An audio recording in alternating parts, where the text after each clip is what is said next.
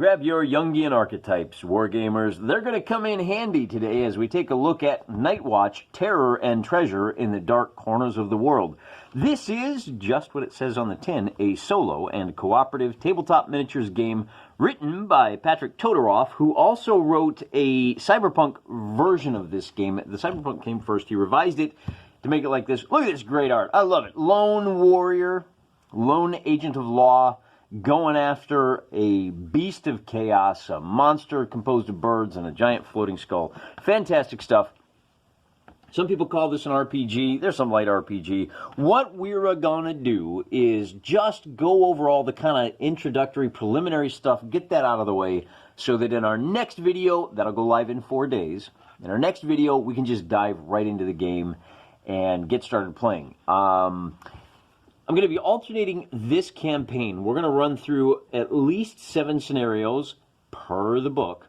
And what I'll do is for the next couple of weeks, I'm going to alternate between this and the Black Powder solo wargame campaign. Should be a lot of fun. Should keep both our historical and our not-so-historical channel viewers happy. First thing to mention is that my cover is really curly. The mail carrier, my mail woman, stuffed it like this, and I don't know what if this is a thing for you. It's not for me. I don't care. But that's it. That's all we're going to talk about. Fine art. It's a fine game.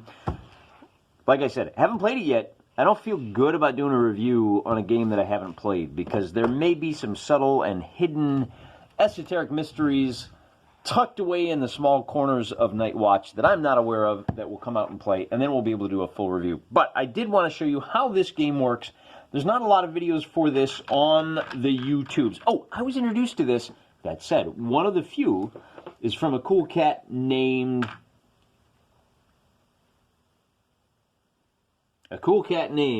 Mark! Over at Mark's Dice Tales, link in the description. Mark kind of did a brief walkthrough. He's going to go through a lot more detail than I am. But for the sake of completeness and for the sake of introducing this entire game, what you get... So the goal here is there's a monster laying waste to the countryside somewhere off in the hinterlands, and you are going to have 4 heroes that got to go out and kill the monster. This is a game about killing monsters. I love it. In fact, right here on the opening page, the opening fluff text, this is a game about killing monsters. All kinds, anywhere, anytime. I love it. I love it. You know who the real monsters are? It's the monsters. Don't pay any attention to zombie movies that tell you the real monsters are other people. The real monsters are monsters. Patrick Todoroff embraces that, and I love him for it. I love this game for it. So what you're going to do in this game is you're going to have 4 heroes, and they're going to go on a series of missions that increase in difficulty, and every other mission, your heroes are going to increase in power as well. That's all there is to it. Go out, kill monsters. I love it. The turn sequence is nice and easy. It's a basic I go system. Ha ha ha ha ha. It's a solo game, so it has to be I go. But your heroes are going to go, here's my 4, and we'll get more into those into a little more detail later. Your heroes are all going to act, and then the bad guys are all going to act. There's spawn points, and there's a very limited AI. That's all there is to it. The missions are going to have various goals. You know, destroy the blasphemous idols, kill as many monsters as possible, just get across the table. There are treasures you can recover. It's all fairly basic. And the way that your heroes are going to act is they each get, you take them one at a time, and they each get 4 actions. They get a D6, D8, and a D10, and then they get a free move that they can move 6 inches. They can use these to move 6 inches, or they can use them to attack, or they can use them to cast a spell, throw bombs, all kinds of stuff. Interact with terrain elements, if there's a trap that needs to be defused. If they need to search a place, they're going to roll a dice. And you get to pick which dice in which order. You can use all 3 dice to move, and on every single die that you roll, the success is measured on a 4+, which means you've got to prioritize what you want to do. You're going to have a 4+, gives you a 50% chance of success if you use this die, or this action. If you use this one, it's going to be a 70% chance of success. And with this one, it's going to be a 4, 5, 6, 7, 8. That's a 5 out of 8, which, if I've done my math correctly, is a 62.5%. So 50, 62.5, and 70% chance of success. 4 actions, that's what you get. Now, you can hold an action. You can say, you know what, I want to take these 2 dice. I'm going to hold them. And then on the monster turn, you can do an interrupt, and you roll both dice. Now, only one of them is actually going to work. You take the highest dice. So, essentially, you're reserving 2 actions in order to get 1 action, but you at least get 2 chances to succeed. As usual, there are modifiers. Very limited set of modifiers. I kind of like that. In combat, it's very simple. You roll to hit the monster, and on a 4+, hey, I got a 6, I bonked him. And then the monster is going to roll to defend, and on a 6+, hey, he failed, oh, I just killed him. That's all there is to it. The monsters take 4 levels as well. You've got basic vermin that use a d6. You've got hordes that use a d8. You've got basically sub-boss monsters that use 3d10. So now they get, I think it goes 1d6, 2d8, and 3d10. So as the monsters get tougher, they're more likely to be successful, and they can take more actions. The toughest monster of all is basically a full-blown character in his own right, and that is what the campaign is all about. You got to go through the first 6 scenarios to discover the whereabouts and the weakness, and then in the last scenario, you have to fight the big mamma jamma. I'm going to sit down and figure out, I think we're going to do like against the Crimson Worm or something like that. There's a dragon that's been seen in the distance, a ravenous beast, and our 4 heroes, here they are, we'll zoom in here in just a minute.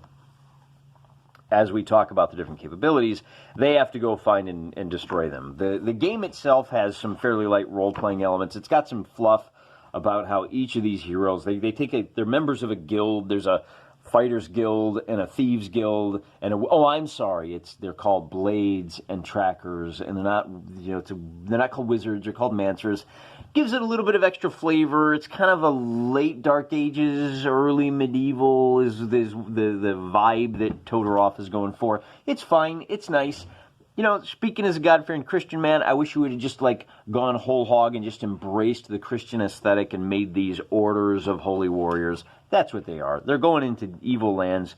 They're holy warriors. So I like that. But we'll run with it as Todorov has given us. The art here is serviceable. It's fine. It's nice. It's evocative. It's simple black and white. I'm not sure what this shield emblem is supposed to be, but it's nice. It's nice. I kind of like it. Now, here are the 4 heroes that I'm going to be taking into the dark corners of the world. The 4 classes that you get to pick from are Blade, Tracker, Mancer, and Alchemist. They translate roughly to Fighter, Thief, Wizard, and Cleric. Alchemist it might be kind of a stretch, but whatever. It gives you the impression. And one of the things to point out is that Nightwatch is a miniatures agnostic rules. You could use 15 millimeter, as I do. This guy is from Irregular Miniatures. I think these 2 are from Splintered Light, and he is from Alternative Armies. Not entirely sure. I don't track that very closely. There is a lot of 15 millimeter figure manufacturers out there. You are spoiled for choice, and these days the castings are so nice that they all have a whole lot of fun personality to them. So don't be afraid to game in 15 millimeters. It's the wave of the past and the future. We're going old school here. At any rate, I just want to show you what they look like. We've got a tank fighter, we've got a bow fighter, he's a halfling obviously, we've got a boom boom wizard, and we've got kind of a boom boom cleric going as well. Let me zoom back out now that you've seen what they look like and show you what the character sheets look like. Here's just a real quick close-up of our tank's shield that I painted with an image of the Divine Mercy of Christ with the Sacred Heart. Isn't that great? Tiny art is the best art. I figure he's a holy warrior. We want to have a holy shield. And it reminds me why we do what we do. We got monsters to slay. Just like him. Here is what the character sheet looks like. And as you can see, I've packed all 4 of them onto one page. This page, I could not find anywhere online that anyone else had made up character rosters for Nightwatch. So I made one up. I got a link in the description. It's called warinabox.blogspot.com. And this is available. You can print up in just one at a time if you prefer cards, or you can print the full page. I actually made up one of these, and I print it as 3x5 photographs. Makes everything tight, easy to use. So the other thing we got to talk about is the dual successes. Each of these 4 character classes has 2 abilities that they get to roll 2 dice for. In the case of our warrior types, every time they're attacked, they have whatever armor they have. If they're rolling a d6, they don't just roll 1d6 to defend. If there's a successful attack, they roll 2d6. Now, he just failed both of them, so he's still going to take his wound. And by the way, when you take a wound, you lose your d10. Until you heal up, you're only going to be able to take 3 actions, and not your 3 good ones. He rolls 2 dice. He succeeds on both, so he successfully resists. Your alchemist will use 2 dice whenever she throws one of her bombs, or when she moves. She is a slippery lass. Whenever he casts a spell, he will also get to roll 2 dice. And then the alchemist... Oh, both of these guys are quick runners. Fairly lightly armored. Now, as far as that goes, they are fairly lightly armored. As you can see, they're just wearing a couple of robes. The game itself is written to say it's completely WYSIWYG. What you see is what you get, and I'm going to go with that because remembering things is hard. I want to be able to look and go, oh yeah, he doesn't have a flail, he's got a sword. You don't have to do that. It's your game, make of it what you want. Build your own table, but for me and the House of Wargaming, we're going to go with the full WYSIWYG. And what's great about it is he's basically classed all of the fighters under what the miniature might be holding. Does he have 2 swords? Does he have a sword and a pistol? Does he have 1 great big honking sword? Is he a sword and board fighter? As you can see, Don Cossack, frequent commenter, thanks for coming for the ride, is a sword and board fighter. So on a successful attack, he takes a poke at the bad guy, and if he gets a hit, you're going to have to do better than that, Don. If he gets a hit, he gets to make a free D6 attack. Pretty nice. Then for Mr. Tracker here, he just has a bow. So the bow gives him a range of 12 inches.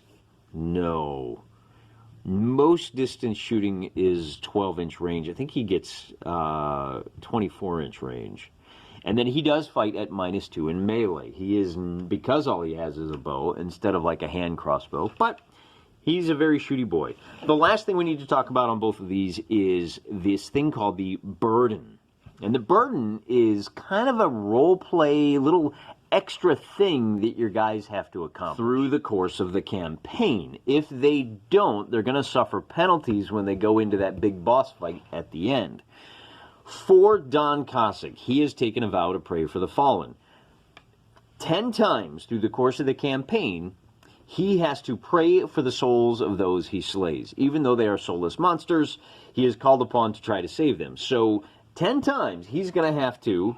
I don't have any monsters handy. Oh, yeah, I do. I got a... No, that's not a monster. I got a weird mechanical man. So he takes his attack, he slays the guy, and he still has 2 of his actions left. He still got... He had to use his D10s. Now, rather than turning to fight somebody else, he's going to take an action. And, oh, he failed. So he's got to take another action. And he prays, he gets a 4, so he has now successfully completed one of those 10 prayers. That cost him 2 actions. It's going to slow down what he can accomplish in any given battle. If he does that, he's going to be fine. That's a nice little addition. I like that. It adds a little wrinkle. It adds a little role play. It gives your characters something else they have to think about as they're trying to complete the mission. Gordo here has to donate 60 silver pieces. He is funding an orphanage, and so I'm actually going to put that down. To the local priests and nuns who are running an orphanage, and we'll come up with a saint for that orphanage later. Between, you can see we got some possessions here. You got little belt items. Get a couple of free potions at the beginning. He can heal 1 wound, or he can drink a swiftness potion, which lets him move an extra like 3 inches every action that turn.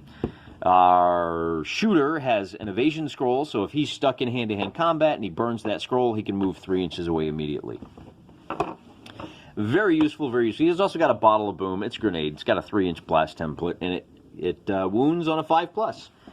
Turning our attention now to our spiritual and mystical brothers and sisters. Sapper Joanna is an alchemist. Sorry, Sapper Joe. Oh, I forgot to mention our shooter is Gordo Smith. I think his real name, the commenter's name, I think is Gordon Smith. I like Gordo. Gordo's a character in a story that a good friend of mine wrote. It's in a book. It's called The Penultimate Men. Highly recommend it. If you're a player of Gamma World, it's the best Gamma World that's ever been written. Hands down. Except maybe for the original pulp books that inspired Gamma World. That's a topic for another day. Sapper Joanna is an alchemist. She's got these clay bombs that she throws. Her special ability, she always has flash powder. So whenever she's stuck in melee, she can take an action, throw some flash powder, and on a success, she can move out of melee. That's how she's going to survive, because as you can see, she does not have very heavy armor. I think I forgot to mention that Don Cossack here, since he's got a shield, if he's in the front, when he rolls his defensive die, he gets a +1. So his toughness number becomes a 3. Very nice. Turning our attention back to the bomb. So our alchemists, she got a short staff, and she's got an armor scroll, again, to kind of help her stay a little more alive. And then she's got a mage bolt scroll, which is a nice boom boom if she gets stuck in. She is cursed. She has to harvest 10 vermin bodies. So when a vermin dies, we're going to leave it on the table until she can run over and spend an action. Depending what the vermin is, she's got to pull out the ingredients for her alchemy bombs. Again, just like the praying here, it's a way to burn actions. It's a way to add a little bit of extra burden and a little bit of extra roleplay and one extra goal to juggle. You can buy more items between, he's not going to be able to, and at least until he saves up his 60 silver pieces. You can, and I think I might rule that these guys that are harvested don't count towards the bounty. When they're done, they'll cut off the ears and take them to the local lord, who will pay them 3 silver piece for the weak ones, 6 for the big. So you got to replenish these things. She, however, between battles, is going to be able to replenish her grenades. Grenados is what they call them. But they're really grenades. They're potions that she throws. So she's got 2 revive potions. She can run up to somebody and try to feed them a potion. Takes an action. You need a success. And if you get the success, now, and I think she has, it's used potions, so she actually gets to roll 2 dice on that success. If Gordo over here runs up and tries to feed her a potion, he only gets 1 success. If he fails, he doesn't ruin the potion, but he kind of fumbled and needed to try again on his next action. She gets 2 dice.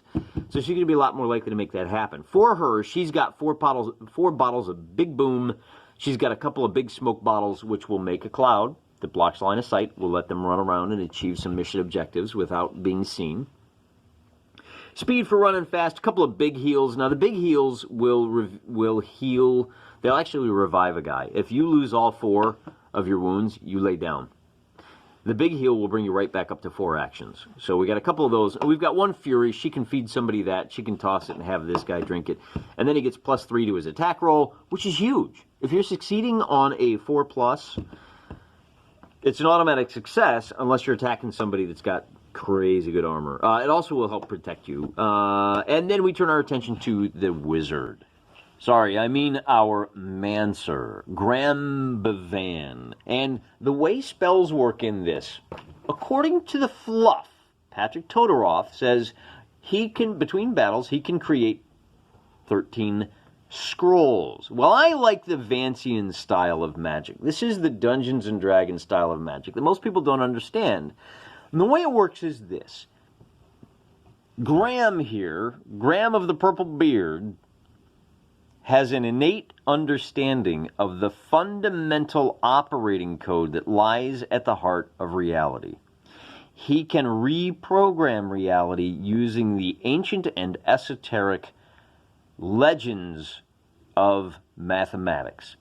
Complex calculations and equations and algorithms that if he spends a little time studying, he can memorize them and he can pack them into his brain, and then when it comes time to use them, he can complete the incantation, a couple of little twists on the fabric of reality, and then magic. But he can only do it one time, because he forgets. Because it's that powerful. He is recoded and restructured his brain to contain that power. And once he uses it, it's like tying a knot. And then once you cut the knot, you got to retie it. So that's the way spells work. 13 of those you get to pick. And he chose 4 Mage Bolt. Those are, obviously, you guys know how this works. He has a long staff, so he can attack at a 1-inch distance. So if Gordo here is attacking our mysterious metal man, he can stand off, and even though they're not in contact, he can still attack in melee. Kind of a nice deal.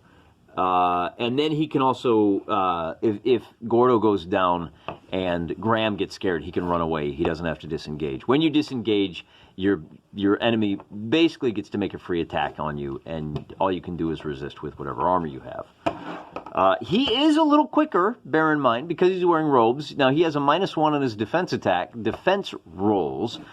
Patrick calls this the old double D, the defense... I don't remember what standard. Defense dice, I guess.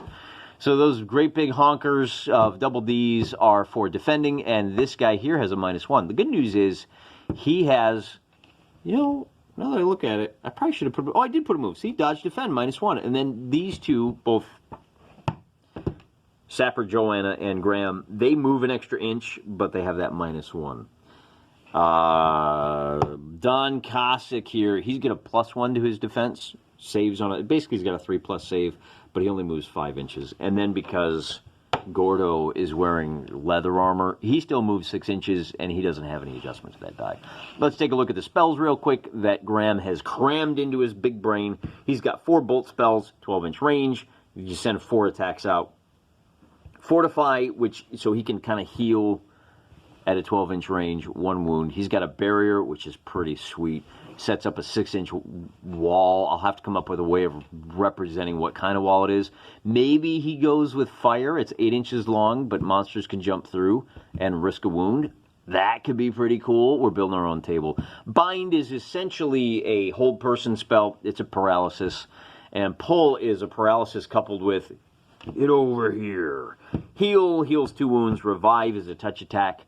No, it's not a touch attack. You got to be touching the dude, and then they pop back up with no wounds, and Flight has an 8-inch move, so he can just get into and out of trouble as necessary. There's our 4 heroes that we're going to be rolling, and I think that's everything. I need a burden for Graham. Apparently I didn't get one of those yet. We'll come up with that before the next battle. But that is before the first mission in our hunt for the Crimson Worm. The nice thing about this game, one of the touches that I really like, is this system of generating generic campaigns that get fleshed out as you determine what your specific scenario is. The game includes a narrative campaign.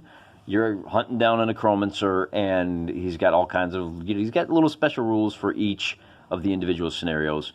We're going to play a generic campaign, and when you do that, you play 2 battles at the rank of Initiate, and then you play 2 battles at the rank of Adept, and then Journeyman and Master. And as you can see, on every turn, you're going to have 4... Now, when you lay out your train, you're going to have 4 spawn points, and on every turn, 2 vermin are going to appear at 2 of those spawn points.